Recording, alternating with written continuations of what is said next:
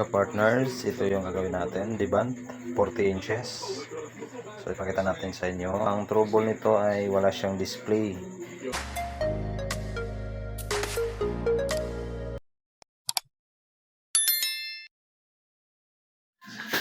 So i-try natin.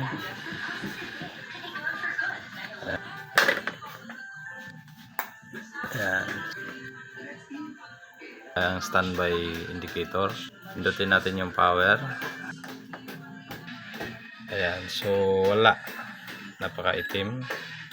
Tapos yung standby niya ay nawawala din yung indicator niya. Pindutin ka balik. Wala talaga. So, buksan natin ito. So, ang backlight strip natin sa ilalim. Itong wire na to ay kulay white sa red. So, itong red ay ang positive na linya ng ating backlight. So, kwenta natin yung ating test rod, yung pin ng ating test rod doon sa yung positive sa red at saka yung white, siyempre yung sa common. Okay? Wala siya. Hindi nag-iiba yung number ng ating display sa ating backlight test. So, wala siyang changes doon. So, ibig sabihin, open yung ating backlight sa ilalim. So, ating balik pa rin.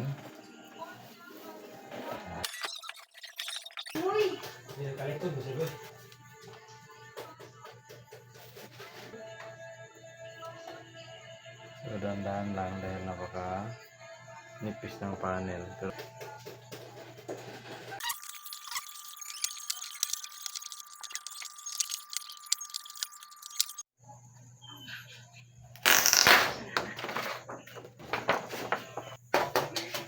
dito tayo, positive negative. Ayan. So, umiilaw yung isa. Ayan. Tapos dito, wala. So, sira yung isang strip nito. So, milliamp niya ay 16.6. So, okay yung isang strip. Pero dito, sa may kabila, yung sa may taas, ayan, yun yung problema. So, dahil naka-series connection po ito, so, hindi na siya gumagana dahil sira na yung isang strip. Okay, so yan. So, 2, 4, 6, 8, 10. So,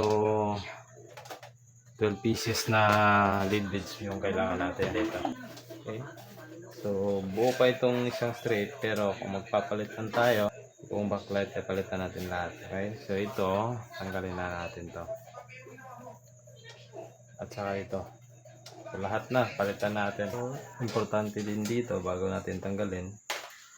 So, kailangan malaman natin yung voltage nito. Sa 3 volts siya. So, 3 volt yung backlight na ipapalit natin. Yan o, 3 volts siya. Okay. So, kailangan natin palitan ng 3 volts. Yung faulty niya na backlight. Makita natin dito, malaman natin. Isa-isahin natin. Yan o. So, ito yung faulty. So, sira ito. Yan. Yan. Papalitan dapat natin ng bagong backlight pero naubusan tayo ng dot stocks, kaya ang mismong pundi, dot lang muna ang palitan natin. Lead backlight, no? So, isang strip lang yung problemado. So, nagpalit na tayo. So, instead palitan natin ng lahat, no?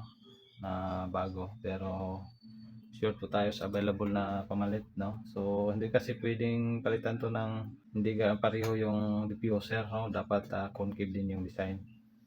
So, wala tayong may pamalit ngayon. So, temporary natin ito remedy. Yung faulty mismo yung tanggalin lang natin at papalitan ito na siya. Yan o. So, bali dalawa yung papalitan natin. Dahil papundi na din po ito isa. Yung lead bridge na sira ay tinanggal natin ng maayos. Okay, hindi natin napalitan ng bago lahat. So, ito lang kasi yung available natin. Sayang. Pero okay naman, wala namang problema kung ito lang muna yung papalitan natin. Okay. So yan o.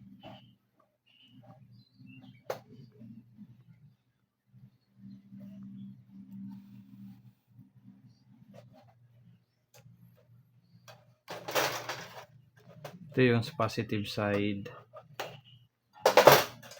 Yan. So, hindi lang natin pwedeng baliktarin yung polarity nito dahil hindi siya iilaw, no? Series connection din po ito. So, kailangan nyo sundin yung tamang polarity.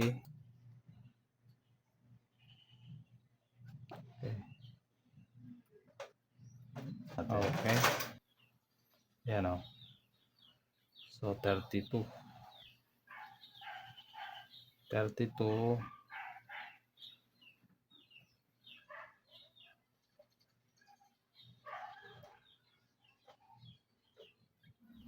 Ayan. So, 31.9. So, 32 po yan.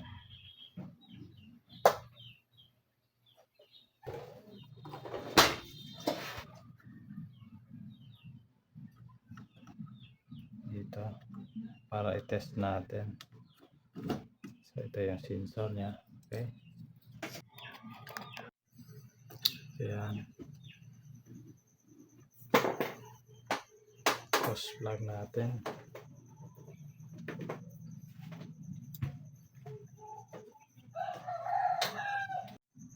Ayan. So, plug natin. Ayan. So, ito yung sensor. Ayan o. Ilaw na yung sensor. Tapos yung button niya. Okay. Yan. Umilaw na yung backlight. Yan o. Ito lang. Okay. So, pwede na. Balik na natin to.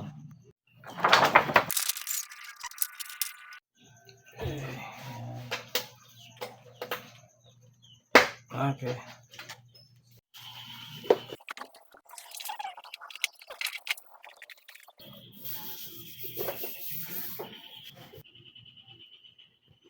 Alignment ng support niya para hindi mabasag yung corner at masira yung ating LCD. Okay. So, ganyan lang.